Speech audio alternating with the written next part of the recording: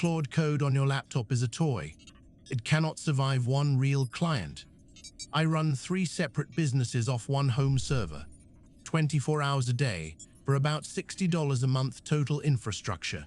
If you're trying to run a one-person business and every tutorial shows you a cute desktop demo that dies the moment you close the lid, this is the video nobody makes.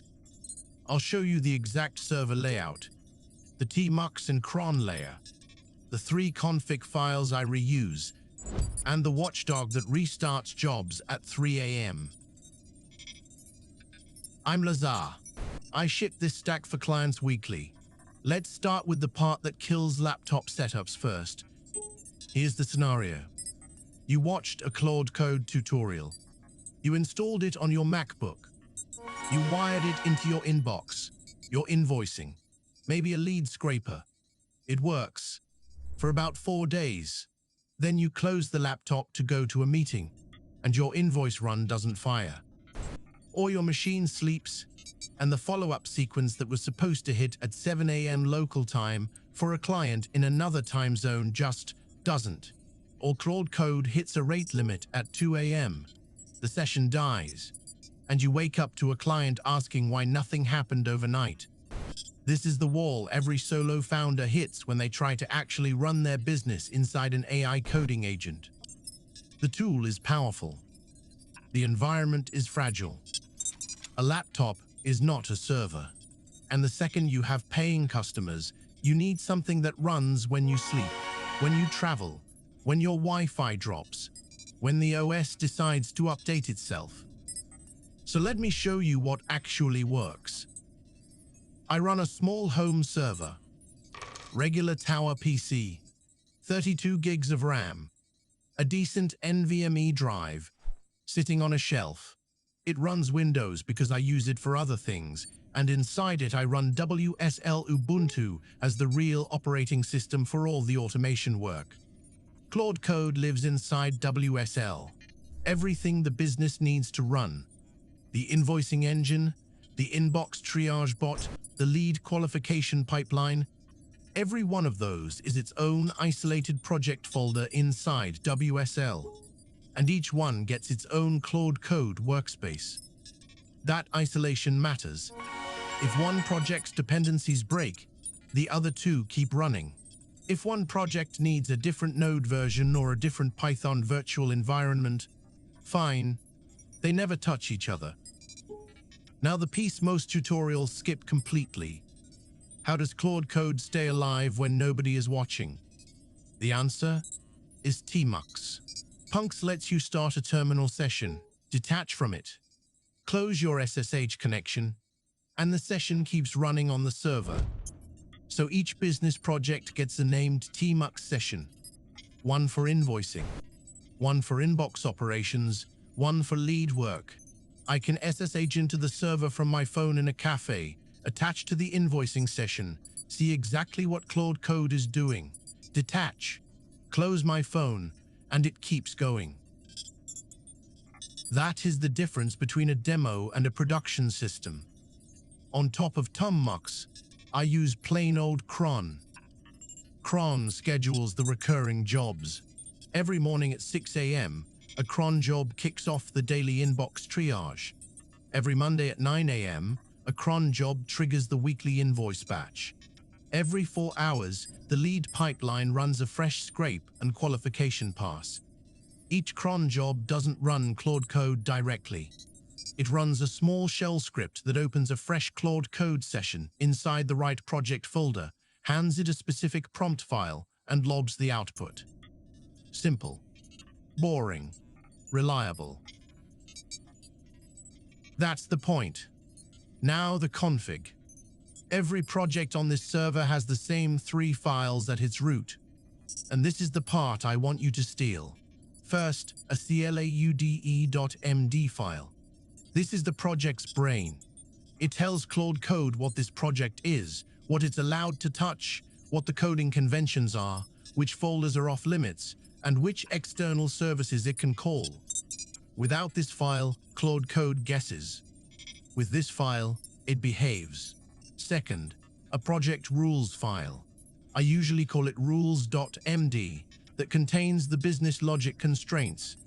For the invoicing project, that means VAT rules, rounding rules, the exact format the tax authority expects. For the inbox project, that's the triage taxonomy and the escalation rules. This file is what stops Claude Code from being creative in places where creativity gets you sued.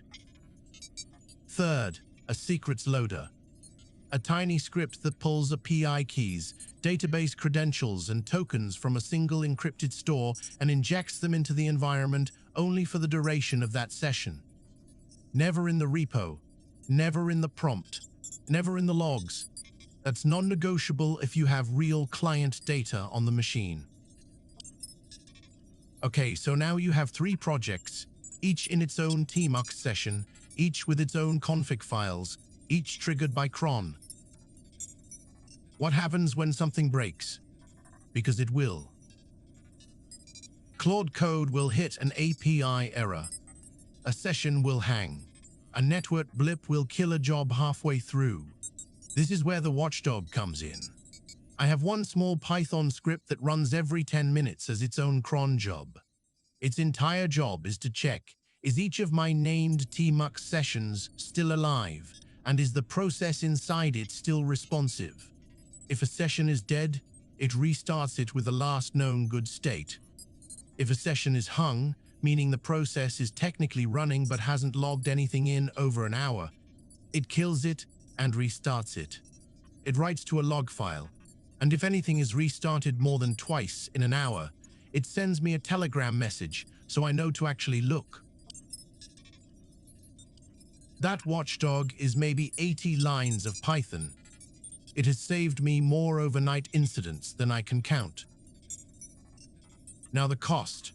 This is the number that matters if you're a solo founder trying to keep infrastructure lean. The home server itself was a one-time hardware cost. Call it €800 amortized over 3 years, which is roughly €22 a month. Electricity to run it 24/7 is about €15 a month at my local rate. Internet is a business expense I'd have anyway. Claude Code AP. I usage across all 3 projects, given I've tuned the prompts to be tight and I cache aggressively. Runs me around €25 a month. Total, about €60 a month to run 3 businesses worth of automation continuously. Compare that to running the same workload on a cloud VM with equivalent RAM and always-on uptime. You're at €300 to €400 a month easily, before you add managed database, managed queue, or anything else. A home server is not glamorous. It is boring, cheap, and it works. Let me show you what this looks like in practice. Right now, on the server, session 1 is doing an inbox pass. Claude Code is reading unread emails, categorizing them, drafting replies for the ones it can handle, and flagging the rest for me. Session 2 is idle, waiting for the 9 AM Monday cron to kick off the invoice batch. Session 3 just finished a lead qualification pass 20 minutes ago and logged that it processed 47 new leads and marked 29 as not a fit. All 3 ran while I was making coffee. That is the difference between Claude Code as a chat toy and Claude Code as an operator. The setup is not complicated. It's a home PC, WSL Ubuntu, tmux, cron. 3 config files per project, a Watchdog script, and discipline about isolation and secrets. If you copy just that skeleton, you have a production-grade solo founder stack for the price of a cheap dinner per month. If you want the exact server blueprint, the tmux layout, the cron templates, the CLAUDE.md and rules.md, and rules.script, we package this as the operator layer we ship for solo founders. See real examples of what we build for clients at BizflowAI.io. Hit subscribe and ring the bell so the next breakdown on running a one-person business on AI infrastructure actually reaches you. And if you have a workflow you want automated end-to-end, book a free 30-minute discovery call at BizflowAI.io.